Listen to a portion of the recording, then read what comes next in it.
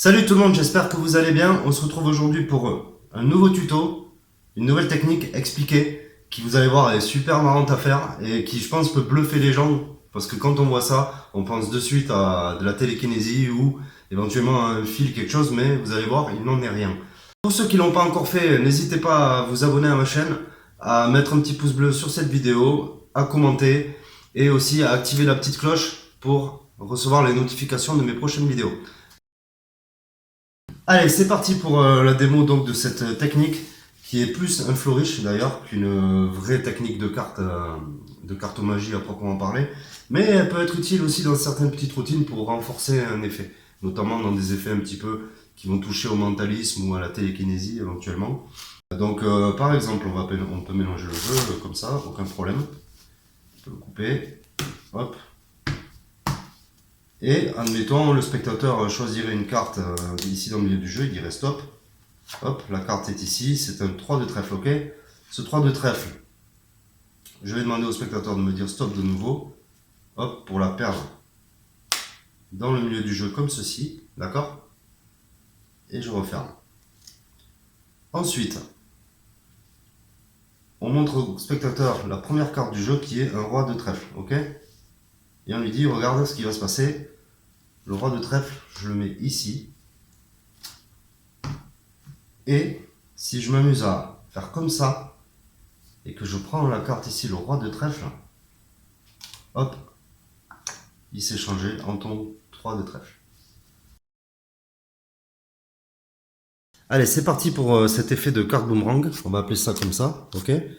Donc c'est une technique de Jeff McBride, si je ne me trompe pas. J'ai pas le nom, par contre. Mais voilà, donc la technique. On va prendre une carte.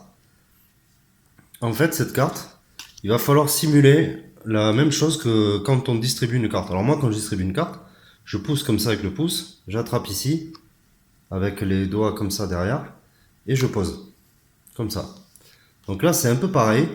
On va attraper la carte de la même façon, puis on va poser l'angle ici. On va presque le planter dans le tapis, en fait. Et mon index, lui, va être comme ceci. Vous voyez là? Il va tenir vraiment la carte dans l'angle, comme ça.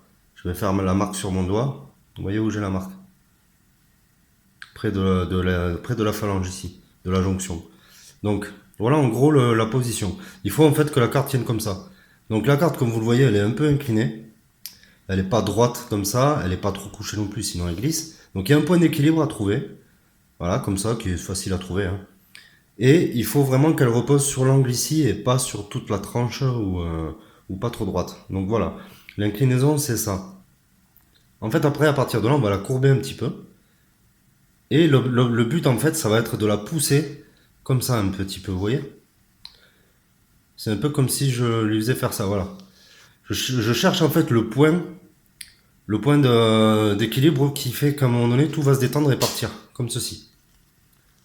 Donc le pouce et le majeur derrière sont là aussi pour aider à maintenir cet équilibre et pas que ça parte.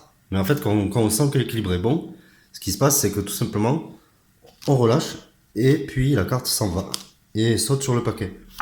Alors pour ça, il va falloir se mettre un petit peu comme ceci, dans cet axe-là, en diagonale, et le paquet incliné. Et il faudra que le pouce libère le passage pour que la carte revienne et ensuite qu'il puisse l'attraper comme ça. Donc déjà, on commence pas trop loin pour commencer, à peu près par là. Au début, ça peut bloquer un peu trop, enfin, il faut vraiment trouver l'équilibre, comme ça. On va faire comme ça, 2, 3, et la quatrième va revenir, voilà. Donc ça, c'est la technique de base de cet effet, quoi. Donc, je répète, on prend la carte ici, on la pousse, on la pince entre le pouce et le majeur, comme ça. Et l'index vient se mettre dans l'angle ici, en haut. Et c'est comme si on posait la carte comme ça. Sauf que, là on va la prendre et on va, dans l'action de la poser, on va la mettre comme ceci.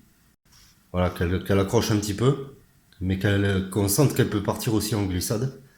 Et boum, on relâche.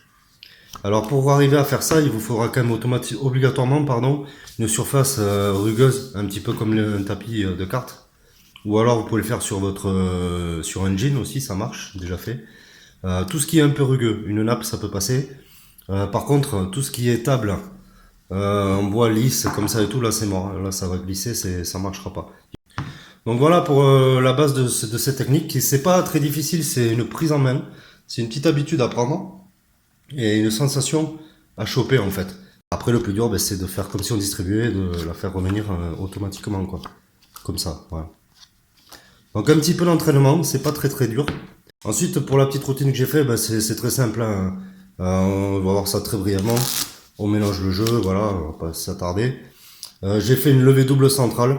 Donc pour ceux qui connaissent pas, une levée double centrale, c'est quand on effeuille le jeu ici et que le spectateur dit stop, on vient placer son index, puis on lâche une carte et deux cartes dans la foulée. Et ensuite avec le majeur, on vient la chercher. Elle pivote sur l'autre majeur ici. Et ensuite on l'attrape comme ça. Et on peut la poser comme ça. Donc là j'ai mon 3. Alors que j'ai deux cartes en fait. Hein, que je retourne ici. Le spectateur peut couper ou dire stop aussi. Donc on va faire comme dans la routine. Il dit stop ici. Du coup je tire sa carte là qui est en fait l'autre carte. Je referme par dessus. Je remets. Et ensuite ben, on peut faire un faux mélange où on retient donc la sélection qui est sur le dessus. Un faux mélange, un milk shuffle qui se passe comme ceci. Je garde la carte du dessus comme ça et je rebats les cartes par dessus. Ou un mélange américain aussi, hein, pareil, on garde la carte par dessus, peu importe. De là on fait une levée double, donc on prend deux cartes, comme une seule, comme ça, on montre, on pose, on met sa carte ici, on peut lui demander de couper le jeu éventuellement, puis de prendre une carte virtuelle et de la poser ici. Ensuite on referme, et puis là on peut s'amuser donc à révéler que la sélection a pris la place de la carte qui était posée ici, qui était le 7 de cœur qui au final se retrouve là. Voilà en gros ce qu'on peut dire sur ce petit effet. Je ferai sûrement d'autres tutos avec cet effet puisque j'ai une autre petite routine un peu plus mentalisme, télékinésie. Très simple aussi, mais voilà. C'était le tuto donc de ce move par Jeff McBride, dont j'ai pas le nom, je suis désolé. Voilà, donc merci d'avoir regardé. Et si vous l'avez pas encore fait, merci de vous abonner à ma chaîne, de liker cette vidéo et d'activer la petite cloche pour avoir les notifications des prochaines vidéos et ne pas les louper. En attendant, je vous dis à plus pour la prochaine vidéo. Ciao!